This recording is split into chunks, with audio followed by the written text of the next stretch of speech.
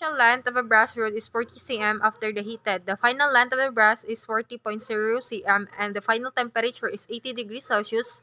The coefficient of the linear expansion of the brass is 2.0 times 2 raised to negative 5 degrees Celsius raised to negative 1. What is the initial temperature of the brass rod? So, these are the given.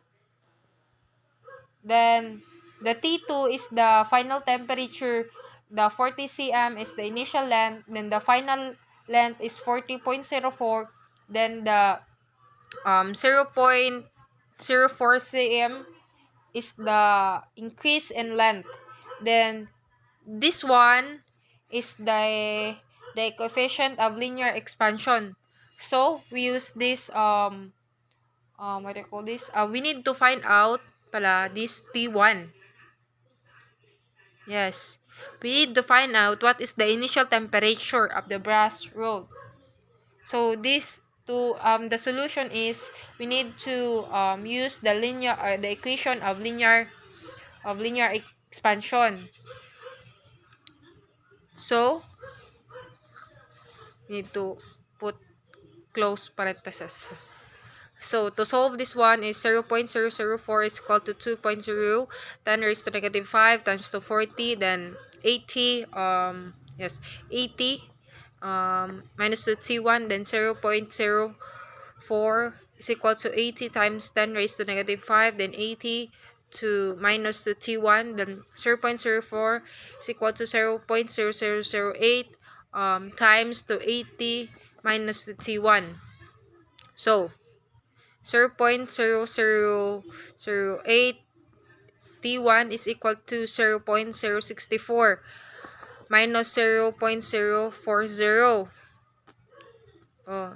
Then just this one they we used to transpose it, so we need to minus, so 0.064 minus 0.0440.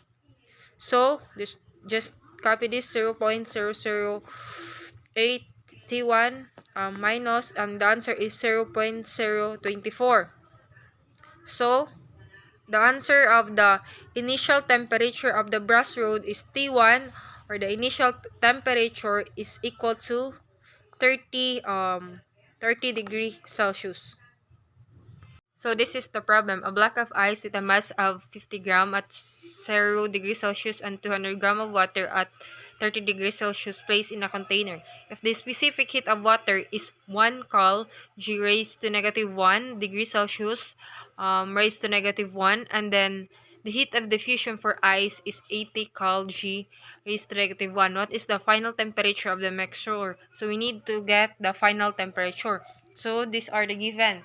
So M is mass of ice, then the temperature of ice, then the mass of water, then the temperature of water, then this is the what do you call this? The specific heat of water. We need to find a final temperature. So so so the heat released by the water to decrease its temperature from 30 degrees Celsius to 0 degree Celsius. So Q is the release, and then M is the water, and C is for the water, then temperature. So 200 times 1 is 200, then times to 30. 200 times 30 is 3 times 2 is 6 to is equal to 6,000. So in the heat is needed to melting all ice. So we need to solve this. Q is equal to, this is M is ice, L for ice. So 50 times 8 equals to 8 times 5 is 4. 4,000. So heat used to melting all ice is 4,000, while the heat released by water is 6,000. Can be concluded that the final temperature of mixtures is above 0 degree Celsius. So, heat released by water is equal to heat from melting all ice plus heat to increase the temperature of the ice.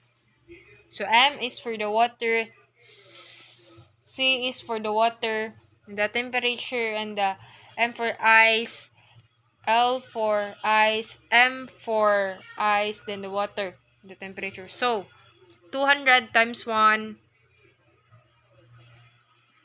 200, then 30, then temperature, then 50 times 80 plus 50 times 1, T minus 0. So just need to solve this. 200, then 30, copy 30, then plus, then 6,000, 6,000 minus 200 is equal to, no, 6,000 minus 2,000 equals to 4,000 plus 50t equals to 0. So 6,000 minus 4,000 is equal to 50t plus 200t. So 6,000 minus 4,000 equals to 2,000. Then 200 plus 50 is 250t. So we just need to divide this one, the 2,000 divided by 250 to get the final temperature. So the final temperature is 8. So the final temperature is 8 degrees Celsius. Gram oil at 20 degrees Celsius and 500 gram iron at 75 degrees Celsius are placed in the 200 gram iron container. The increase in temperature of container is 5 degrees Celsius and the specific heat of oil is 0.43 cal G degrees Celsius. So what is the specific heat of iron? So these are the what I call this? These are the given.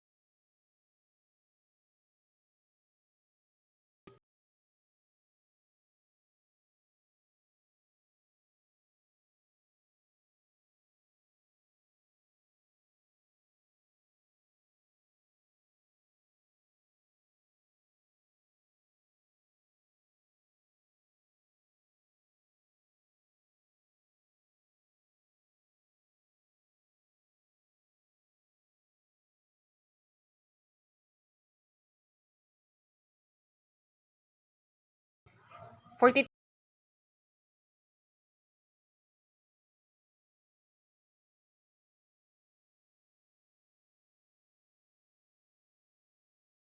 a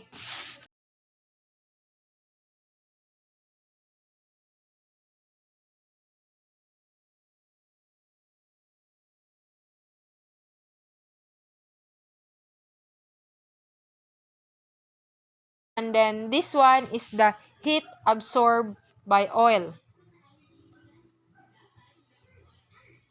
So the Bragg principle state that is in a isolated system, heat released by the hotter object absorbed by the cooler object. So by in this one, Q release is equal to Q absorbed. So 2,500 C is equal to 1,000 C plus 215. So 2,500 C minus to 1,000 C is equals to 215. So 2,500 minus 1,000 is 1,500. Then we copy the 215. So divide it.